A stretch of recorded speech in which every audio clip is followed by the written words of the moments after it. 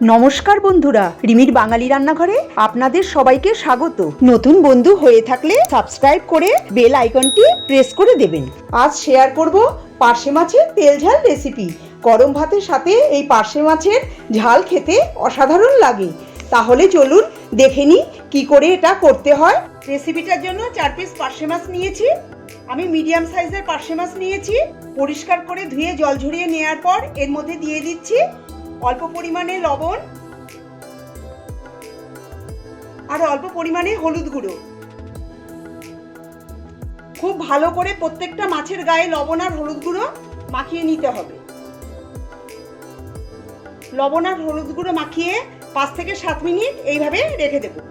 এই রান্নাটার জন্য আজ যা যা উপকরণ নিয়েছি, একটা বড় সাইজের টমেটোকে আমি মিহি করে কুচিয়ে নিয়েছি, 1 চা চামচ জিরের গুঁড়ো, হাফ চা চামচ হলুদ গুঁড়ো, 1 চা চামচ লাল লঙ্কার গুঁড়ো। আপনারা যেমন ঝাল খেতে পছন্দ করেন সেরকমই নেবেন। 2টো কাঁচা লঙ্কা চেরা, লাগছে পরিমাণ মতো সর্ষের তেল, ফোড়নের জন্য লাগছে 1/4 চা চামচ কালো জিরে আর একটা শুকনো লঙ্কা, আর লাগছে 1/4 কাপ ধনেপাতা কুচোনো। এই রান্নাতে ধনেপাতার পরিমাণটা একটু বেশিই লাগবে। মাছটা ম্যারিনেট হতে হতে বাটিতে মশলা গুলে নেব। তার জন্য দিয়ে দিচ্ছি জিরের গুঁড়ো, হলুদ গুঁড়ো আর লাল লঙ্কার গুঁড়ো, আর দিচ্ছি 1/4 কাপ জল। এবার মশলাটা ভালো করে গুলে রেখে দেবো। সবার প্রথমে আমি মাছটা ভেজে নেব। তার জন্য প্যান বসিয়ে প্যানটা গরম করে নিয়েছি। এবার এর মধ্যে দিয়ে দিচ্ছি পরিমাণ মতো সর্ষের তেল। এই রান্নাটা সর্ষের তেলে করলে স্বাদটা খুব ভালো হয়। খুব ভালো করে তেলটা গরম করে নুন হলুদ মাখানো মাছ তেলে ছেড়ে দিচ্ছি। অনেক সময় দেখা যায় যে পার্শে মাছ ভাজতে গেলে ভেঙে যায় বা কড়াইয়ের গায়ে লেগে যায়। আপনারা তেলটা খুব ভালো করে গরম করে মাছ তেলে ছেড়ে ভেজে নেবেন, তাহলে মাছ ভেঙে যাবে না বা কড়াইয়ের গায়ে লেগে যাবে না, গোটাই থাকবে। আমি মিডিয়াম ফ্লেমে মাছগুলোকে খুব ভালো করে ভেজে নেব। এক পিঠ ভাজা হলে অপর পিঠ উল্টে ভালো করে ভেজে নেব। আপনারা যেমন মাছ ভাজা পছন্দ করেন সেরকমই ভেজে নেবেন। উল্টে পাল্টে মাছগুলোকে খুব ভালো করে ভেজে নিয়েছি। মাছ ভাজা হয়ে গেছে। এবার তেলটা ঝরিয়ে একটা পাত্রে তুলে রেখে দিচ্ছি।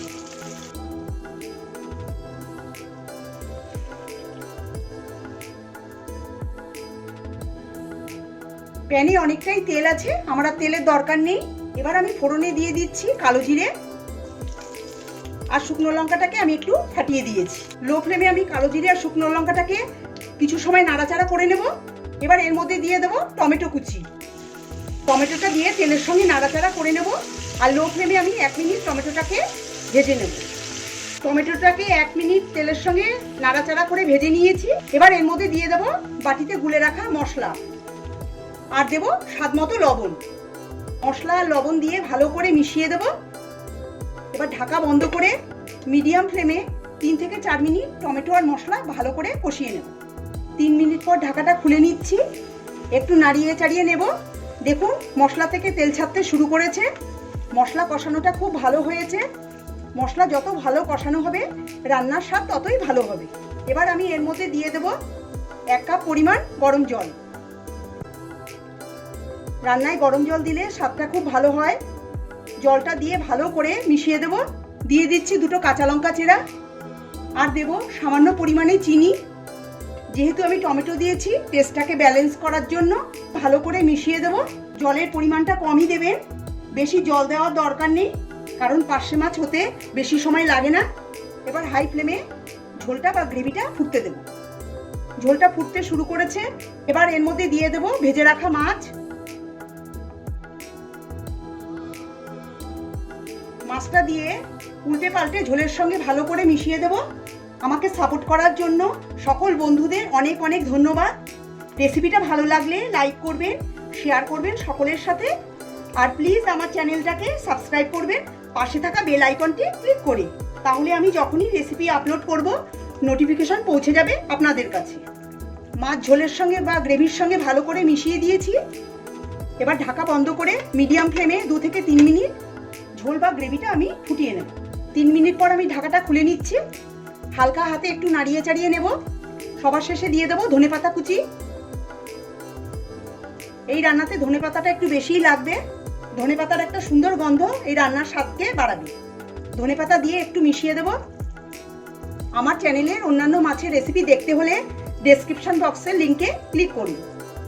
এই রেসিপিটা আপনারা অবশ্যই বাড়িতে ট্রাই করবেন, ভালো লাগবে। আর ভালো লাগলে আমাকে কমেন্ট করে জানাবেন।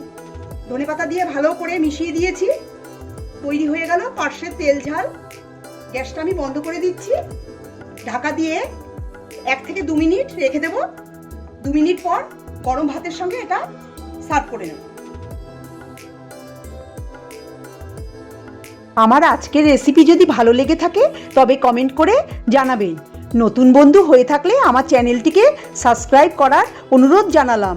পাশে থাকা বেল আইকনটি নিশ্চয়ই প্রেস করে দেবেন, তাতে আমি নতুন রেসিপি আপলোড করলেই আপনাদের কাছে নোটিফিকেশন পৌঁছে যাবে।